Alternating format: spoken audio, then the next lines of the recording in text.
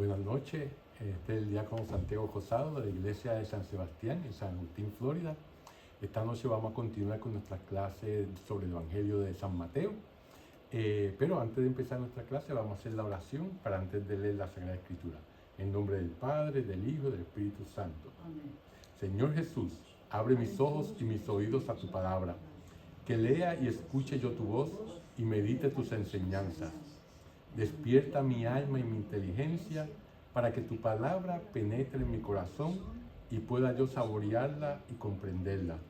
Dame una gran fe en ti para que tus palabras sean para mí otras tantas luces que me guíen hacia ti por los caminos de la justicia y de la verdad. Habla, Señor, que yo te escucho y deseo poner en práctica tu doctrina, porque tus palabras son para mí vida, gozo, paz y felicidad. Habla, Señor, tú eres mi Señor y mi Maestro, y no escucharé a nadie sino a ti. Amén. Bueno, pues esta noche vamos entonces a dar comienzo con el capítulo 15 del Evangelio de San Mateo, que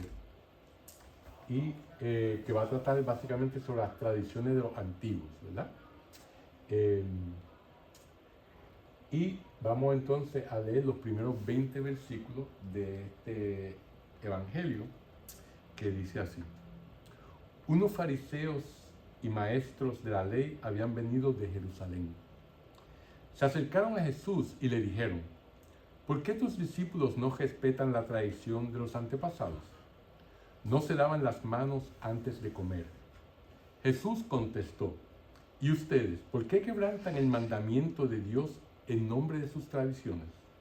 Pues Dios ordenó: cumple tus deberes con tu padre y con tu madre.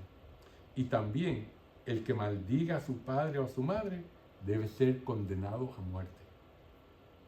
En cambio, según ustedes, es correcto decir a su padre o a su madre: lo que podías esperar de mí, ya lo tengo reservado para el templo. En este caso, según ustedes, una persona queda libre de sus deberes para con su padre y su madre, y es así como ustedes anulan el mandamiento de Dios en nombre de sus tradiciones. ¡Qué bien salvan las apariencias! Con justa razón profetizó Isaías de ustedes cuando dijo: este pueblo me honra con sus labios, pero su corazón está lejos de mí. El culto que me rinden no sirve de nada. Las doctrinas que enseñan no son más que mandatos de hombres. Luego Jesús mandó acercarse a la gente y les dijo: escuchen y entiendan. Lo que entra por la boca no hace impura a la persona, pero sí mancha a la persona lo que sale de su boca. Pues poco después los discípulos se acercaron y le dijeron: ¿sabes que los fariseos se han escandalizado de tu declaración? Jesús respondió: toda planta que no haya plantado mi Padre Celestial será arrancada de raíz. No les hagan caso, son ciegos que guían a otros ciegos. Y si un ciego guía a otro ciego, los dos caerán en el hoyo. Entonces Pedro le pidió: explícanos esta sentencia. Jesús le respondió: ¿también ustedes están todavía cerrados? ¿No comprenden que todo lo que entra por la boca va al estómago y después termina en el basural? En cambio, lo que sale de la boca procede del corazón, y eso es lo que hace impura a la persona. Del corazón proceden los malos deseos, asesinatos, adulterios, inmoralidad sexual, robos, mentiras, chismes. Estas son las cosas que hacen impuro al hombre. Pero el comer sin lavarse las manos no hace impuro al hombre. Palabra de Dios. Fíjense que, como en el capítulo 12, los fariseos y los escribas interrogan a Jesús sobre la conducta de sus discípulos. ¿Por qué ellos no se lavan las manos antes de comer? Transgrediendo de este modo la tradición de nuestros mayores, que es lo que nos dice en los primeros 2 versículos de este pasaje. La referencia a la tradición de nuestros mayores toca un punto fundamental de la doctrina farisea. En oposición a los saduceos, que eran los sacerdotes, ¿verdad?, que se atenían en forma exclusiva a la Torá escrita, los maestros fariseos reconocen como palabra de Dios no solo la escritura, sino también la tradición recibida y transmitida oralmente.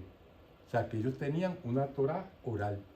Así como nosotros los católicos creemos que la revelación de Dios no solamente es la Sagrada Escritura, sino la tradición oral que Jesús le enseñó a sus discípulos y ha pasado de generación en generación. Aparte de eso, la tercera pata de la revelación es el magisterio, que es el Papa con los obispos, ¿verdad?, que ayudan a interpretar la revelación escrita y la revelación oral. Según la creencia farisea, la ley oral fue revelada a Moisés en el Sinaí, junto con la ley escrita, y luego se fue transmitiendo oralmente de una generación a otra, por una especie de cadena ininterrumpida, ¿verdad? Moisés la transmitió a Josué, y Josué a los ancianos, y los ancianos a los profetas, y los profetas la transmitieron a los hombres de la gran asamblea, ¿verdad?, en esa manera. La ley oral es para los fariseos tan sagrada y obligatoria como la Torá escrita. En eso nos parecemos mucho a ellos, ¿verdad? Pero nosotros también la revelación oral es tan importante como la escrita. A diferencia de nuestros hermanos separados, que ellos solamente aceptan la tradición escrita. Más aún, es su complemento indispensable, porque de otro modo la letra de la ley les resultaría incomprensible, ¿verdad? Aunque los fariseos y los escribas estaban diseminados por todo el país, los que interrogan a Jesús en estas circunstancias vienen de Jerusalén. O sea que eran unos fariseos todavía más importantes, ¿verdad? Tal procedencia los hace más temibles, porque su presencia en Galilea parece tener el carácter de una inspección, ¿verdad? Ellos van chequeando todas las áreas circundantes, ¿verdad? Y obviamente, pues, más a Jesús, que es alguien que está predicando algo que no va acorde con lo que ellos creían. El reproche que dirigen contra los discípulos atestigua la preocupación por lo ritualmente puro e impuro, que en el judaísmo tardío se había extendido considerablemente, ¿verdad? Fíjense, ellos tenían las comidas que se podían comer: vegetales, frutas, nueces, miel, leche, queso, grano. Se podía comer carne de res, se podían comer los peces, ¿verdad?, después que tuvieran escamas, las cabras, los gallos, ¿verdad?, los pavos, todo eso. Pero las comidas que eran impuras, era el cerdo, los conejos, ¿verdad?, los pájaros que tuvieran membrana entre sus dedos, águilas, todo lo que fuera mariscos que tuvieran caparazón, serpiente y todo lo que se arrastrara por la tierra, todo eso era comida impura, ¿verdad? El Antiguo Testamento establece que ciertas clases de alimentos, especialmente los animales considerados impuros, eso lo vemos en el libro de Levítico, capítulo 11, y Deuteronomio, capítulo 14, como asimismo el contacto con la sangre o con un cadáver, hacen a las personas ritualmente impuras. O sea, esto significa que una vez la persona estuviera en contacto con sangre, por eso pues las mujeres cuando tenían su menstruación tenían que tener rituos para purificarse, ¿verdad? Y un hombre, si por ejemplo vemos que en la parábola de el buen samaritano, el sacerdote y el escriba creen que está muerto y van por el otro lado, ¿verdad? Porque no quieren estar cerca y tocarlo, porque eso lo hacía ritualmente impuros, lo que significaba que entonces ellos no podían asistir al templo a sacrificio ni podían ir a la sinagoga, ¿verdad? Hasta que no cumplieran con los ritos de purificación. La forma más común de purificación consistía en lavarse las manos antes de comer, ¿verdad? Al comienzo estas abluciones afectaban solo a los sacerdotes. Los sacerdotes eran los únicos que eran o estaban obligados a hacer eso. Pero luego se extendieron también a los laicos, especialmente después que se introdujo para cada comida la oración de bendición, que se convertía en un acto de culto, el acto de sentarse a la mesa para compartir los alimentos. Y esto fue lo que trajeron los fariseos. Los fariseos quisieron hacer más santo al pueblo, haciéndolo que siguieran algunas de las reglas que los sacerdotes tenían que hacer. Y una de esas era esta, la de purificarse antes de comer, ¿verdad? Porque al bendecir las comidas, pues entonces ya eso era un ritual, ¿verdad? Y por lo tanto, pues tenía que estar puro para el ritual. Y esa era la razón, o sea, que no era una razón mala, era una razón buena, ¿verdad? Nosotros también se nos recomienda grandemente que oremos después, antes de la comida, para darle gracias a Dios por esos alimentos que vamos a recibir, ¿verdad? Al oír el reproche de los escribas y fariseos, Jesús no defiende a sus discípulos, sino que pasa decididamente al contraataque, planteando a su vez otra pregunta, ¿verdad? En realidad ellos se comportan peor que sus discípulos, estos fariseos y escribas, porque en nombre de sus tradiciones quebrantan el mandamiento de Dios. Tal vez sus discípulos no seguían la tradición de lavarse, pero los fariseos hacían algo peor. O sea que, como dice, están viendo la paja que está en el ojo de mis discípulos, pero no están viendo la viga que está en los ojos de ustedes. Es básicamente lo que está pasando aquí. Jesús opone la tradición al mandamiento de Dios. Lo que cuenta es la palabra de Dios, no las interpretaciones que se le añaden y que le hacen perder su verdadero sentido, ¿verdad? La tradición es auténtica cuando ayuda a esclarecer la voluntad de Dios, expresada en el mandamiento. Es falsa cuando esconde el mandamiento y aparta de lo esencial, que es lo que estaba pasando con los fariseos, ¿verdad? Para confirmar una acusación tan severa, Jesús apela al mandamiento del Decálogo que habla de los deberes hacia los padres, que lo vemos en Éxodo, Deuteronomio, Levítico, ¿verdad? Y la práctica hebrea del Corbán, que viene del arameo Corbaná, ¿verdad? Que eso es lo que vamos a ver también en Mateo capítulo 27 más adelante. Así desenmascara la hipocresía de los que abusaban de aquella práctica para sustraerse a las prescripciones más fundamentales del Decálogo. Dios no puede ser amado y honrado al margen del amor al prójimo. Básicamente, esta práctica hebrea del Corbán era que uno dedicaba cierto dinero o, por ejemplo, una propiedad. Si yo tenía un terreno y lo quería dedicar darlo al templo, pues yo decía, pues ese terreno, cuando yo me muera, eso va para el templo. O durante en vida yo lo voy a donar al templo. Pues, por tanto, ese terreno no podía ser heredado por mis hijos, ¿verdad? Porque ya yo había donado al templo. O ese terreno no podía ser usado para otra cosa si yo lo daba en vida, sino para el beneficio del templo. O sea que es una práctica buena de dar verdaderamente pues de sus bienes materiales para el templo, para la ayuda de otras personas, para pobres, ¿verdad? El templo lo utilizaba no solamente para sus necesidades, sino para ayudar a los pobres, ¿verdad?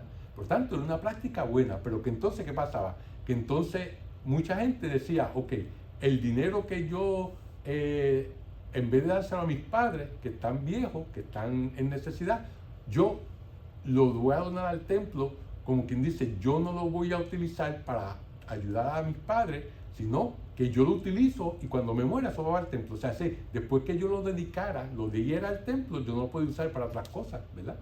Por lo tanto, estaban dejando de ayudar a sus padres para ayudar al templo de una manera como excusa, ¿verdad? Ahora, la palabra hebrea Corban puede traducirse por don, una donación, ¿verdad? Era una especie de voto con el que se consagraba a Dios los propios bienes, que así se volvían intocables después de ese momento. Esta práctica se desfiguró poco a poco hasta convertirse en un expediente para defender sus propios bienes, ¿verdad? Como dice, nadie lo puede utilizar más que yo, porque está dedicado al templo. Después de estas severas respuestas, Jesús se dirige a la multitud para aclarar aún más su pensamiento.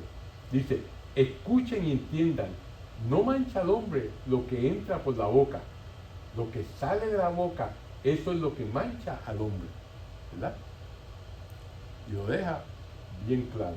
Esta declaración introduce un breve diálogo en el que intervienen Jesús, los discípulos y Pedro.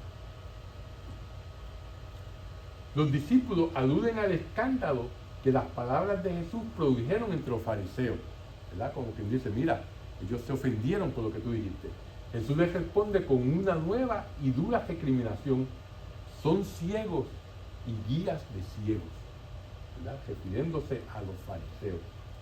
Luego Pedro se presenta una vez más como el portavoz del grupo, de los discípulos. Y eso también lo vamos a ver en el capítulo 16 y en el 19. Y se dirige a Jesús para pedirle una instrucción, una explicación de lo que él había dicho, ¿verdad? Cuando nos dice, explícanos esta parábola, ¿verdad? Como vimos en el versículo 15. Este término designa las parábolas, pero también refranes y otros dichos sentenciosos o enigmáticos que Jesús daba. Pedro se convierte en ejemplo del discípulo instruido por Cristo, enlace entre Cristo y la iglesia, con ese al interceder por sus compañeros, ¿verdad? Sus preguntas son las de cada discípulo y la enseñanza que recibe va dirigida no solamente a él y a los discípulos, sino a todos y cada uno de nosotros. Esta declaración sobre lo impuro y lo impuro han sido consideradas como una de las más grandes palabras en la historia de las religiones. ¿Por qué? Porque Jesús establece una contraposición entre lo que entra por la boca y lo que sale del corazón. Lo primero no mancha, lo segundo sí. El mundo básicamente es bueno porque es una creación de Dios. Como hemos dicho anteriormente, todo lo que está a nuestro alrededor, este mundo en que vivimos, todo es bueno. Como dice el Génesis, cuando Dios lo creó, el primer día que creó la luz, ¿verdad? Y separó, pues dijo, al final del día, Dios vio que era bueno. Y así todos los días, hasta el sexto día que dijo que era muy bueno, cuando creó a la humanidad, ¿verdad? Por lo tanto, todo el mundo básicamente es bueno. La pureza no se obtiene con la ayuda de prácticas rituales. Para comprender más a fondo esta declaración es conveniente tomar en cuenta el sentido bíblico de la palabra corazón, que en hebreo es lev, ¿verdad? En el lenguaje bíblico el corazón no es, como en nuestro universo cultural moderno, el órgano o la sede de la afectividad, de los sentimientos. No es lo que para ellos el corazón, los sentimientos no estaban en el corazón, ¿verdad? El corazón, para los hebreos, es más bien la raíz profunda de toda la vida psíquica y moral. La fuente de donde brotan no solo los sentimientos, sino también, sobre todo, los pensamientos, los proyectos y las decisiones fundamentales. Eso era lo que el corazón era la sede de. En algunos pasajes del Antiguo Testamento, el corazón es la sede de ciertas disposiciones de ánimo, como la alegría, la tristeza y la preocupación, ¿verdad? Y en la mayoría de los textos, sin embargo, se atribuyen al corazón funciones de índole intelectual y racional. Fíjense, el corazón está puesto ¿para qué? Para entender, nos dice Deuteronomio capítulo 29, para pensar, el eclesiástico en el capítulo 17, para discernir el bien y el mal, en el primer libro de los Reyes, capítulo 3. Así es lo que el corazón hace, con todo cuidado vigila tu corazón, porque de él brotan las fuentes de la vida, nos dice el libro de los Proverbios, capítulo 6. El corazón puede endurecerse y se vuelve empedernido, como el del faraón en los tiempos de Moisés, ¿verdad? Cuando dice que el corazón del faraón se endureció, ¿verdad? O sea, como quien dice que no oía razones ni nada, sino que estaba empedernido. Y por eso, pues, Ezequiel nos dice que Dios nos va a dar corazones, va a cambiar nuestros corazones de piedra por corazones de carne, ¿verdad? Que sientan. Y con eso, pues, terminamos esa sección de lo impuro y lo impuro. Ahora vamos a seguir en la próxima sección, que es del versículo 21 al 28, que dice así: Jesús marchó de allí y se fue en dirección a las tierras de Tiro y Sidón. Una mujer cananea que llegaba a ese territorio empezó a gritar: Señor, Hijo de David, ten compasión de mí. Mi hija está atormentada por un demonio.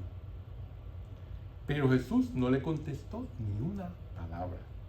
Entonces sus discípulos se acercaron y le dijeron: atiéndela, mira cómo grita detrás de nosotros. Jesús contestó: no he sido enviado sino a las ovejas perdidas del pueblo de Israel. Pero la mujer se acercó a Jesús y, puesta de rodillas, le decía: Señor, ayúdame. Jesús le dijo: no se debe echar a los perros el pan de los hijos. La mujer contestó: es verdad, Señor, pero también los perritos comen las migajas que caen de la mesa de sus amos. Entonces Jesús le dijo: mujer, qué grande es tu fe, que se cumpla tu deseo. Y en aquel momento quedó sana su hija. Palabra de Dios. Te alabamos, Señor. Fíjense que Jesús se dirigió con sus discípulos hacia la región de Tiro y Sidón. Tiro y Sidón estaban en lo que hoy en día es el Líbano, ¿verdad? Al noroeste de Galilea. Galilea se encuentra aquí, ¿verdad? Al norte del mar de Galilea. Y entonces se dirigió hacia esa área. Una región que no caía bajo el dominio de Herodes Antipas, como habíamos explicado en la clase anterior, ¿verdad? La versión de Mateo, a diferencia de la de Marcos, parece indicar que él no llegó a abandonar el territorio de Israel, ¿verdad? En la de Marcos dice que sí, que él llegó allá, pero en Mateo, como acabamos de oír, no. Mientras Jesús y sus discípulos se dirigían hacia aquella región, una mujer pagana sale, es decir, cruza la frontera de su país para presentarse ante él y hacerle un pedido en favor de su hija, ¿verdad? Marcos, en el capítulo 7, habla de una mujer sirofenicia en vez de cananea, pero Mateo la llama cananea, al que un arcaísmo de inspiración bíblica que recuerda el secular antagonismo entre Israel y sus vecinos paganos, ¿verdad? Algunos detalles del relato mateano de Mateo hacen pensar que el evangelista presenta a esta mujer como una persona de fama dudosa. O sea, ella se dirige a Jesús en público. Eso no lo hacía una mujer decente en aquella época. En vez de hacerlo en una casa, como en el pasaje de Marcos, ¿verdad? Su comportamiento es provocativo. Sigue al grupo a los gritos. O sea, no se queda atrás. Y el evangelista designa con un término anacrónico como de cananea, ¿verdad? Que la caracteriza como no judía y la sitúa en el grupo de las mujeres cananeas. Y las mujeres cananeas, desde el punto de vista de los judíos, eran asociadas en la tradición bíblica con la prostitución y otras transgresiones sexuales, porque los cananeos tenían parte de su religión era ejercida por sacerdotisas, y estas sacerdotisas eran prostitutas, que parte de los rituales era tener sexo con los que venían a a hacer los ritos en los templos de ellos.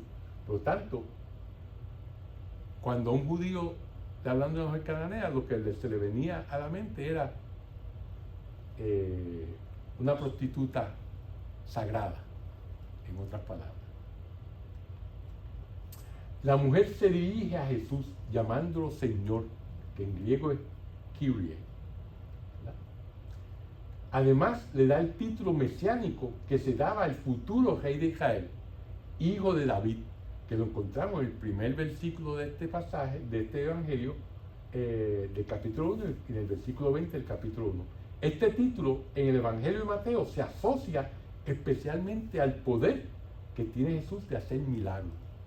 Siempre que alguien espera un milagro de él, le dice, hijo de David, ¿verdad? Cuando el ciego, ¿verdad? Así por el estilo, cuando lo llaman hijo de David. Luego la petición, ten piedad de mí, que resuena constantemente en los salmos. Los salmos siempre le piden a Dios que tenga piedad de nosotros. La actitud de Jesús resulta en un primer momento desconcertante. ¿Por qué? Porque al comienzo parece no oír la angustiosa demanda de la mujer extranjera y permanece en silencio, ignorándola, ¿verdad? Luego replica a sus discípulos que ha sido enviado únicamente a las ovejas perdidas del pueblo de Israel, ¿verdad? Y esto va en coherencia, va con la limitación que le había impuesto a sus discípulos, que vimos en el capítulo 10, cuando lo envió por primera vez a predicar, que dijo que solamente fueran a las ovejas de Israel, ¿verdad? O sea que él está siendo consistente, ¿verdad? Está solamente inicialmente a Israel. Jesús habla con ella, pero establece una tajante distinción entre los hijos y los cachojos. Los judíos solían llamar perros a los gentiles por su idolatría y por la corrupción de sus costumbres. O sea que primero la ignoró y después cuando habló con ella, puso una barrera entre ella y él, ¿verdad? El comportamiento de Jesús, como vemos, es coherente con las consignas dadas a sus discípulos, pero falto de misericordia, que él muestra habitualmente a los pobres y los afligidos, algo que contrasta, ¿verdad? Que hemos visto entre el Evangelio cuando él se conmueve ante lo que, hasta por la muchedumbre, que parecían que hubieran así pastor, ¿verdad? Cuando hay una persona enferma, él se compadece y lo sana, ¿verdad? Sin embargo, pues aquí es un contraste en el cual nos choca a nosotros.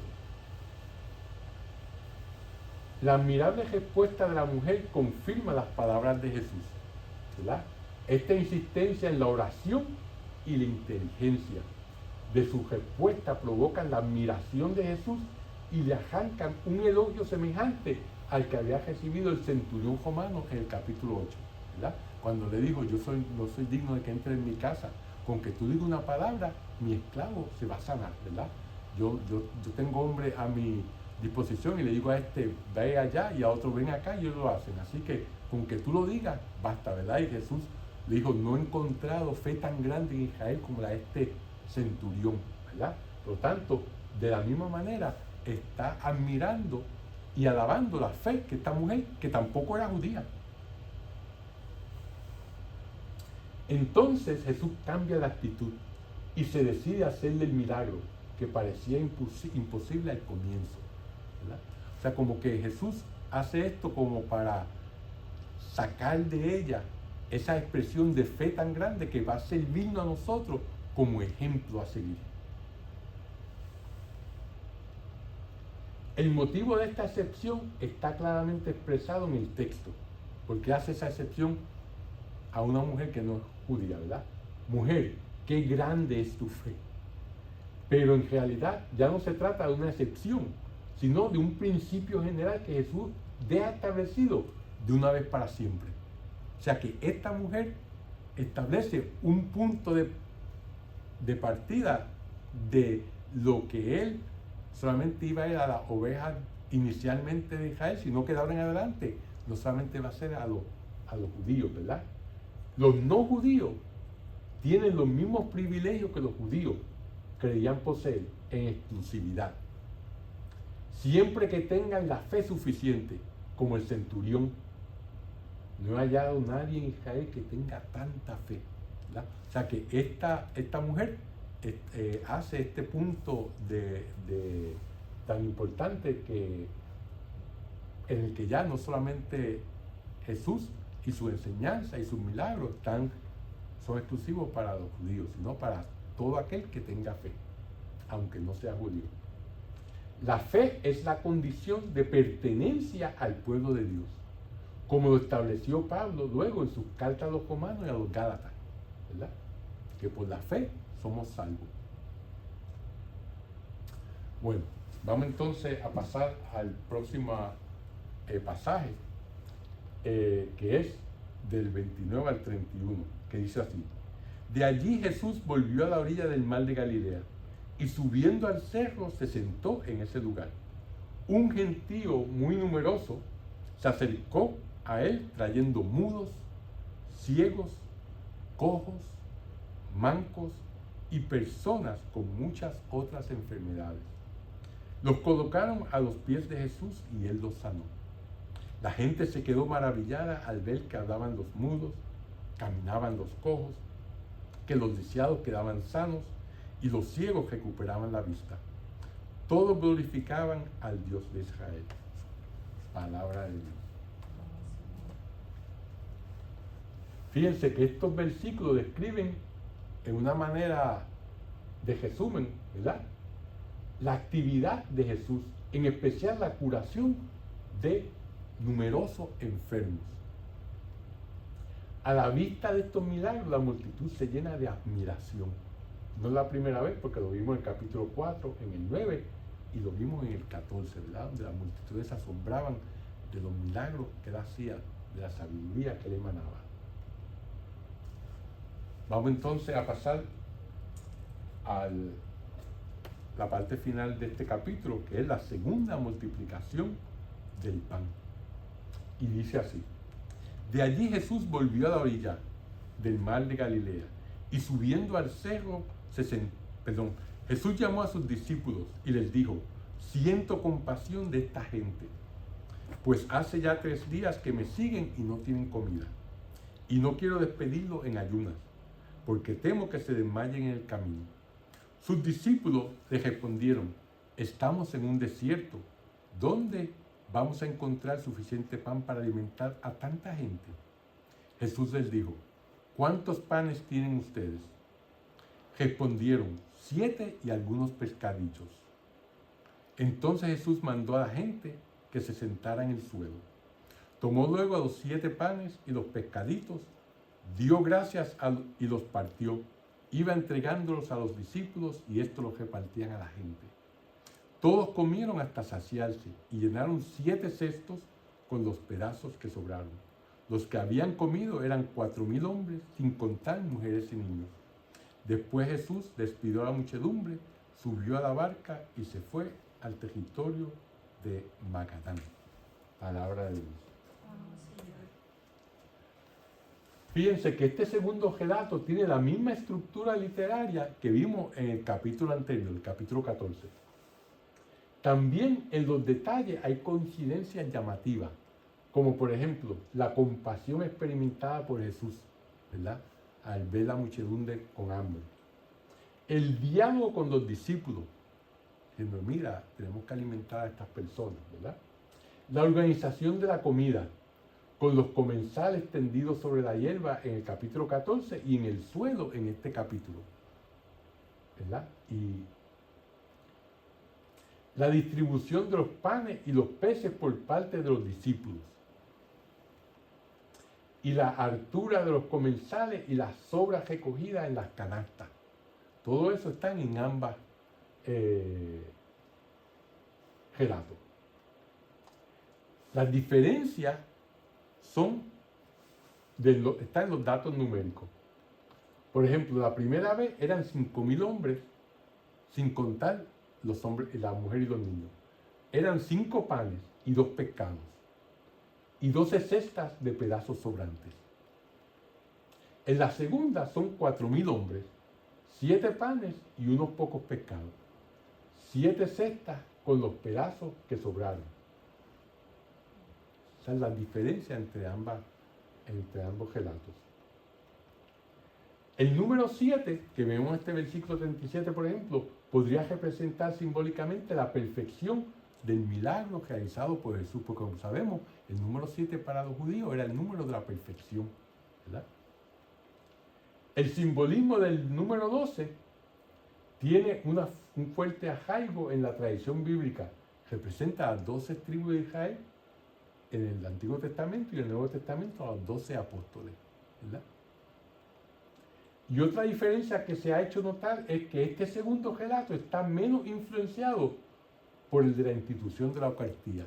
En el anterior dice, lo partió, oró, partió, lo dio a sus discípulos, repartieron, ¿verdad? En esta no hay nada de esos pasos que están en la institución de la Eucaristía. Sin embargo, estas diferencias no impiden afirmar que Mateo, en el capítulo 14, son 2 versiones de un mismo episodio. Eso es lo que los eruditos bíblicos creen, ¿verdad? Las diferencias en los detalles se habrían producido en la etapa de transmisión oral, ya que fue del arameo al griego, y sin duda precedió a la fijación por escrito. Pero se cree que fue una multiplicación contada en 2 diferentes partes. Y con esto damos por terminada nuestra clase de hoy. ¿Okay? Vamos entonces a hacer nuestra oración final en nombre del Padre, del Hijo y del Espíritu Santo. Dios te salve María, llena eres de gracia, el Señor es contigo, bendita tú eres entre todas las mujeres y bendito es el fruto de tu vientre Jesús. Santa María, Madre de Dios, ruega por nosotros pecadores, ahora y en la hora de nuestra muerte. Amén. Gloria al Padre, al Hijo y al Espíritu Santo, como era en el principio, ahora y siempre, por los siglos de los siglos. Amén. Que el Señor los bendiga, los lleve a la vida eterna. Amén. Padre, Dios Santo. Amén.